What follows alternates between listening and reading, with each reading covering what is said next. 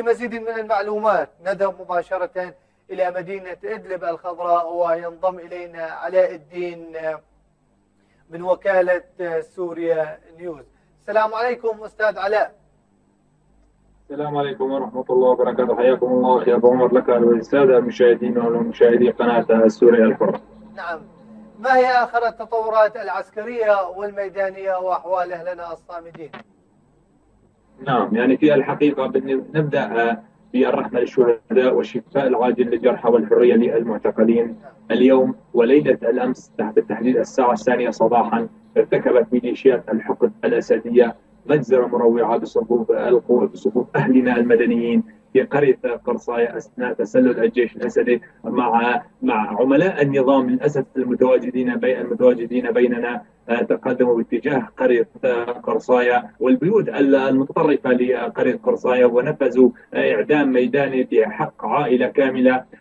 نذكر منهم الأستاذ المربي الفاضل محمد ديب المصطفى الذي قضى في سجون النظام أكثر من 13 عاما في الثمانينيات بعد فصله عن التدريس، واليوم جاء النظام ليكمل إجرامه فقام بقتله هو وزوجته، إضافة لأربع أولاده الشبان، إضافة إلى زوجة أحد الشبان. بعد طبعا يعني الحقد لا يتجاوز هذا المدى الحد، فقام بتصفيتهم أمام مرأة أحد شقيقات العائلة، بعد وقام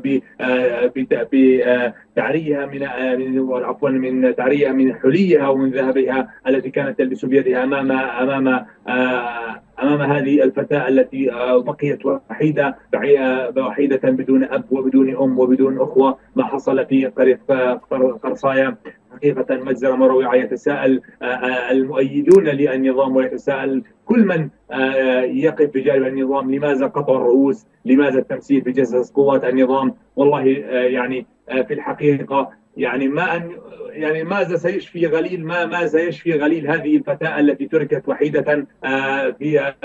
وحيدة بعد قتل عائلتها بالكامل أمامها بدم بارد. ما الذي سيشفيها؟ يعني يتساءل المؤيدون: أهكذا الدين الإسلامي الحنيف؟ أهكذا أنتم لماذا تقطعون الرؤوس؟ يعني الرؤوس ستقطع كل يوم إن شاء الله.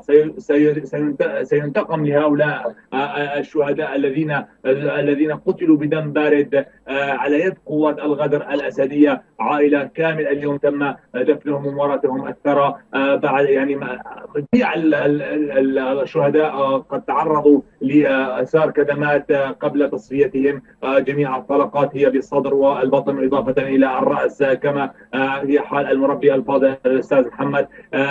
يعني صديقني أبو عمر، مجزرة مروعة اليوم في قامت بها قوات النظام في هذه القرية. في الانتقال طبعا إلى سياق آخر، تواصل قوات النظام مدعومة بسلاح الجو قصف القرى المحيطة بقرى أبو الظهور العسكري منها الشوحة، بعد الخناق المفروض من قبل الثوار. يستهدف النظام جميع القرى القريبة جدا على مطار أبو الظهور العسكري، إضافة لاستهداف سراقب وتبتناز وأرمناز. يعني جميع قرى الريف الإدلبي هي عرضة لقصف الطيران الحربي إن كان والمروحي. يعني النظام يقوم بحملة شرسة بعد عدة أيام لم يساعده الجو من التوجه وضرب القرى والمدنيين. اليوم يعني يعيد النظام استكمال لأعماله البشعة والمجرمة باستهداف القرى في الريف المحرر، واستهداف والتسلل على القرى القريبة من استراد محنبل وقرية محنبل. طبعا لا ننسى دور العميل الذي هو يساند قوات النظام، الذي له الدور الأكبر في تصفية هذه العائلة بأكملها. نعم. نعم، أيضا أستاذ علاء، ما هي أخبار أهلنا الصامدين في المخيمات في شمال سوريا؟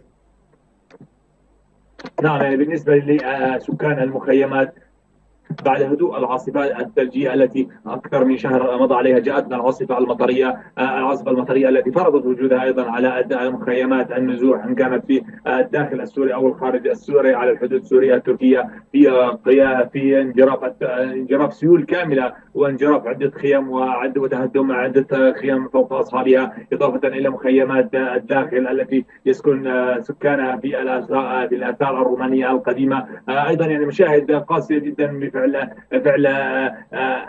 الطين والوحل، وإضافة إلى الأمطار الغزيرة جدا التي شردت الكثير من الأهالي في المخيمات، مع ارتفاع لأسعار المواد الغذائية وارتفاع المحروقات. أسعار المحروقات مثل البنزين وصل إلى 400 ليرة سورية، جرة الغاز وصلت إلى ما يفوق 10,000 ليرة سورية. يعني لا يزال الريف الإدلبي بشكل عام يعاني من أوضاع إنسانية مأساوية جدا في ظل طبعا ارتفاع أسعار المعيشة.